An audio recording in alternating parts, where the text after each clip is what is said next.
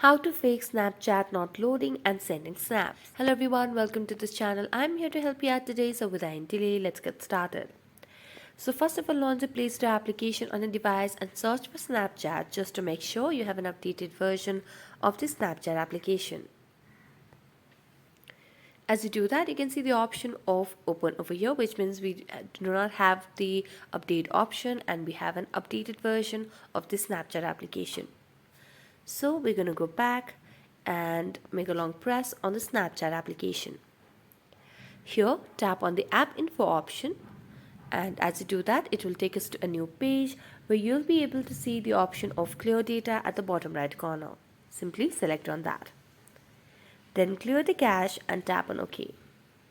As you do that, now you'll be able to relaunch Snapchat, and that might help you fix the issue. So thank you so much for watching this video. See you next time.